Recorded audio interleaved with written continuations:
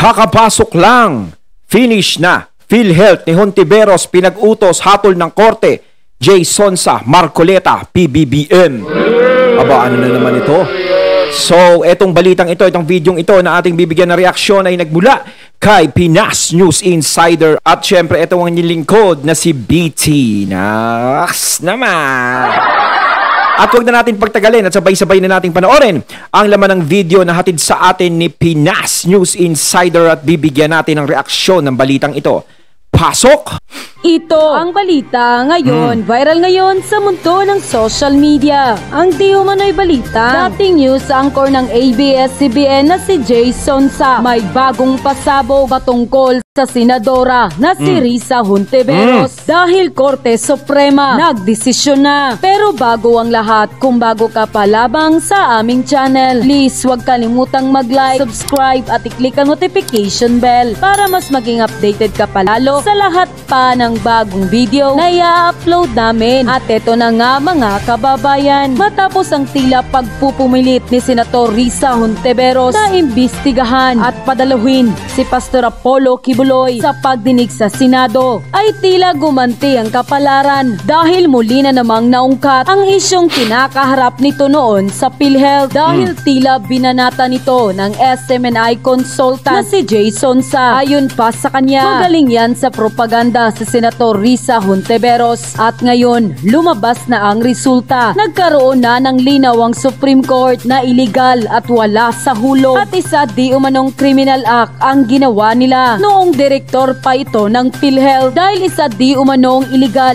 ang pagbibigay nila ng birthday gifts sa kanilang sarili, mga Christmas bonus, certain month pay at kung ano-ano pang pay. At dagpa ni J. Sonsa at pati di umano pagpapaganda nito. At kahit saang anggulo tignan, talagang hindi katanggap-tanggap ang laki ng halaga ng perang nawala sa pondo ng PhilHealth. Ay nako, talagang hindi talaga katanggap-tanggap ng mga Pilipino yan.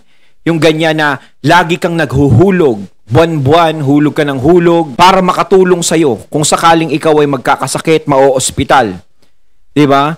Ang problema dyan, hulog ka ng hulog pero bandang huli, ikaw pa ang napapahirapan. Siyempre, ang kakalakad niyan. No? Ang hirap kaya. Pero sila, yan nga yung nabalitaan natin, sila is napakasimple lang ang ginagawa nila. May mga birthday gift, may mga bonus na ganyan. Sana all may bonus. Diba? Hindi lang ata, dahil nabalitaan ko, milyon-milyon daw ata ang magiging bonus. Diba? Sobra. Grabe. Kung ganyan lang ang nababalitaan ng taong bayan kasi, is nakakadismaya. Minsan, maiisip mo na lang, mag-ipon na lang kaya ako sa sarili ko. Diba? Maiisip mo na lang kaysa magbigay. Hindi ko naman sinasabi na wag magbigay yung mga tao o ganyan. Pero sana ayusin naman yung magiging pamamalakad dyan. Kasi yung PhilHealth, kailangan talaga ng mga tao. Malaki talaga tulong yan. Pero kung ganyan ang nangyayari, is napakahirap. At saka, syempre, si Honti is sita na sita kung kani-kanino, batikos siya ng batikos kung kani-kanino, gusto niya sampahan ng kaso kung sino-sino, samantalang yung problema nga niya, hindi niya pa naaayos. Kaya yun ang nagiging sa kanya, kaya yun nagiging race back sa kanya. Binabalikan siya. Kung ano yung mga nagiging issue niya is bumabalik. Dahil hindi niya pa yun nare-resolba, hindi niya pa yun nasasagot. Ika nga, puna ka ng puna sa iba, parang ganun Pero yung sarili mong problema, hindi mo marisolba. Hindi ka nagpaliwanag, hindi ka nagsalita.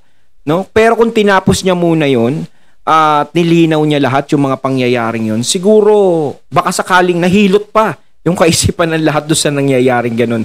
Pero kung ikaw ay tumahimik, tinalikuran mo yung ganung issue, para syempre iniiwasan Diba?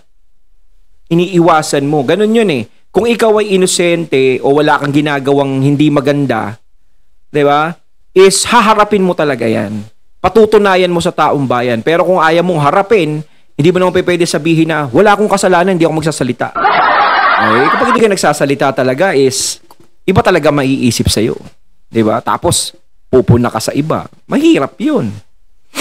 ating matatandaan noon, nila kwinisyon nila ang desisyon ng COA na mali ang paggastos nila sa pera ng PhilHealth. Kaya korte, nagbigay linaw na illegal di umano ang mga ginawa ni Senator Risa Hontiveros noong direktor pa ito ng nasabing ahensya. Ay ayon kay Jason Sa at ayon pa sa post ng Supreme Court, sa pagtanggi sa petisyon ng PhilHealth, ipinasya ng Korte Suprema na ang fiscal autonomy na tinatamasa ng PhilHealth sa ilalim ng charter nito, Republic Act No. 7585 o ang National Health Insurance Act of 1995 ay hindi ganap at hindi maaaring maging tanging batayan para sa pagkakaloob ng mga benepisyo o mga allowance. Binigyang diin din ng korte na ang kapangyarihan ng PhilHealth na ayusin ang mga sweldo at allowance ay napapailalim pa rin sa kaukulang mga alituntunan at patakaran na maaaring ilabas ng Pangulo. Sa kasalukuyang kaso, natagpuan ng korte na walang legal na batayan para sa pagbibigay ng mga hindi pinapayagang halaga. Ang pagbibigay ng transportation allowance Mahirap at project completion incentive sa mga kontraktual na empleyado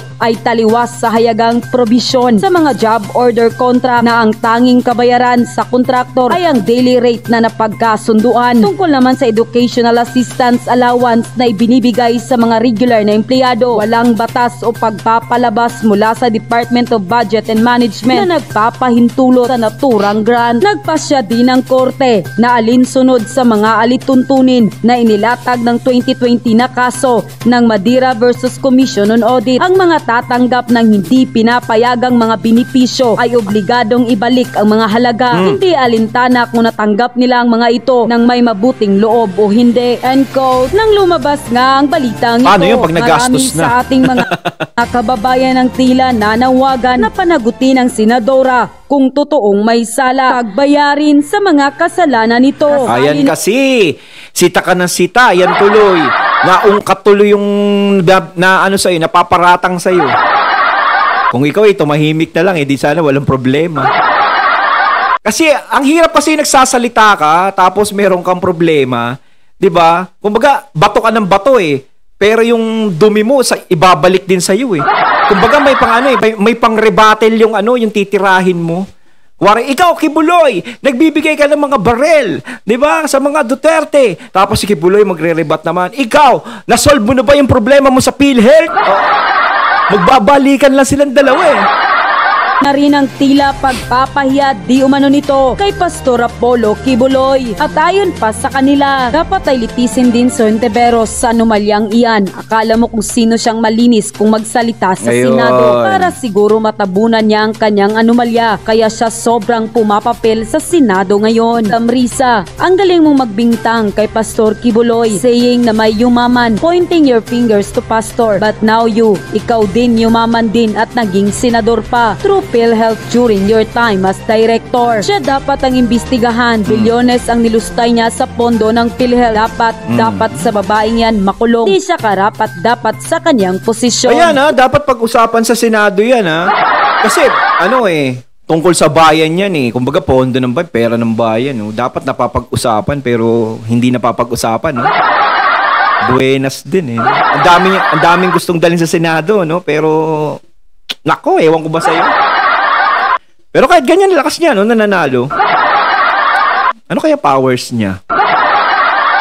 Magbayad ang may sala at may court decision. Ang court sana may patupad at maparusahan ng may sala. Pera ng tao ang pera sa PhilHealth. Dapat makulong kung hindi niya bayaran pera ng bayan yan. Hindi niyo pera yan, di ba? Wala. Sana naman aksyonan ito ng mga mambabatas dahil marami na ang nag-aakusa at isa itong ahensya ng gobyerno na sangkot pa'y empleyado ng gobyerno. Okay lang sana kung pera niyo ginagastos niyo kaso pera ng bayan yan wala kayong karapatan na gastusin niya ng basta-basta kasi pera ng bayan yan. Karapatan ng tao na malaman kung saan nyo dinadala talaga yung pera. Di ba? Karapatan ng mga tao yan.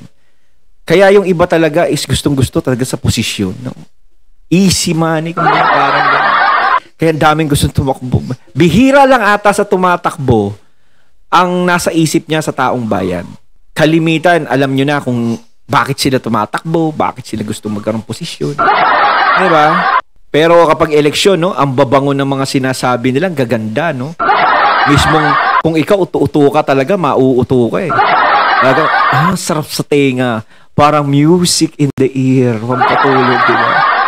Amin kung totoong may salang senadora, ibigay sana nilang tunay na resulta at patunayan nilang kahit ano pa man ang iyong katayuan, ang Pilipinas ay may batas na pantay sa lahat. Unquote.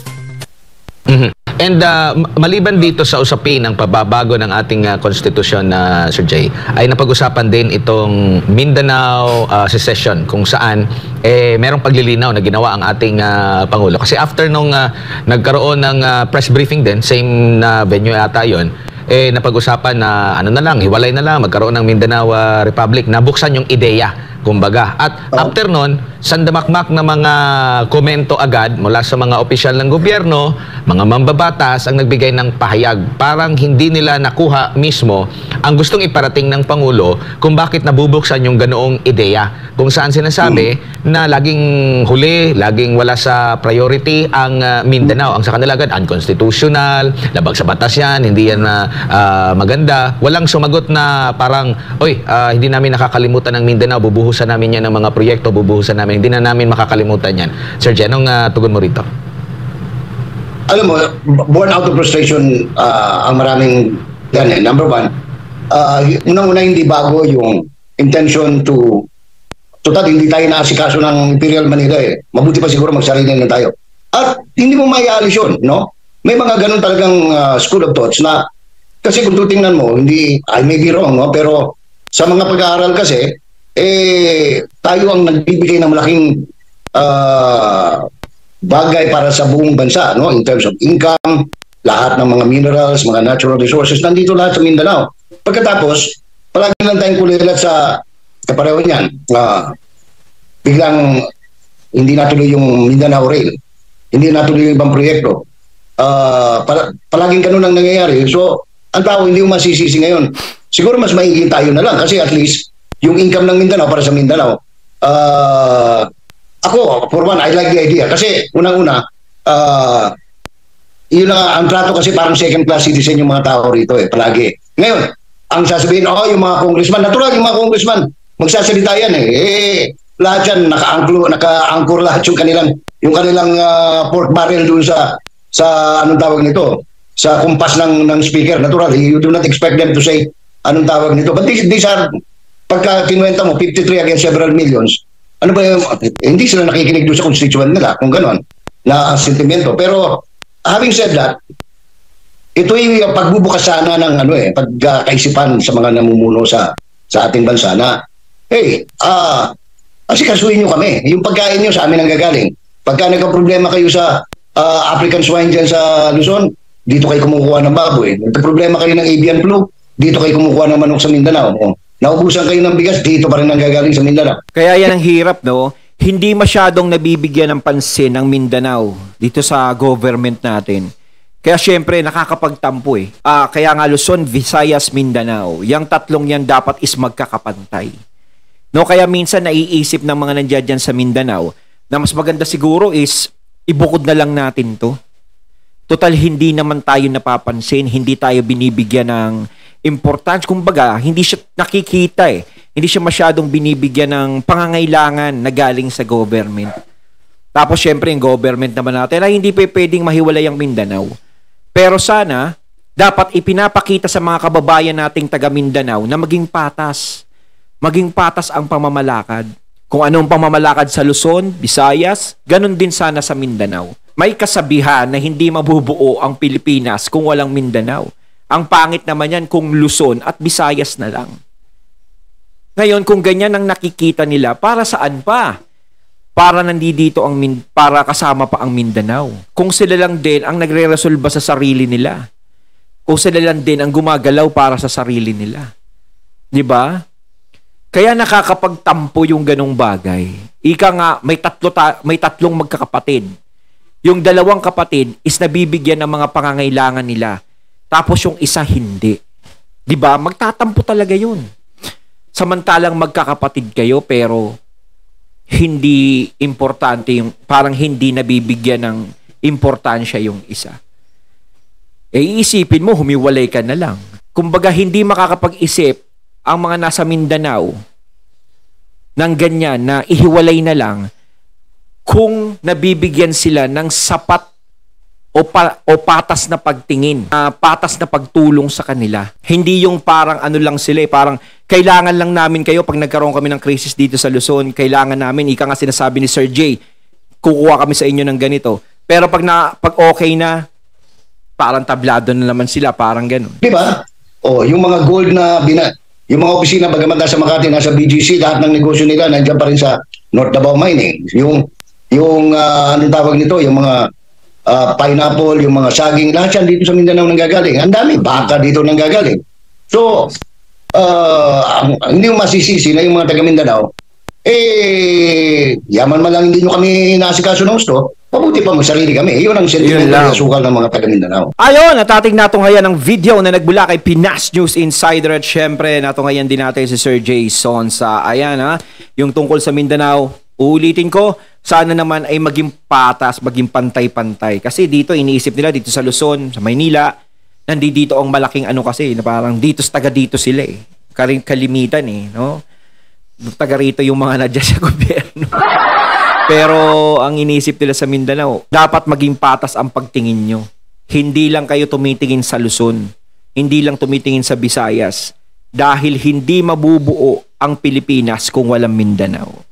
Kayo mga katunay, ano masasabi nyo tungkol dito? So once again, I'm BT and I'm out. Peace.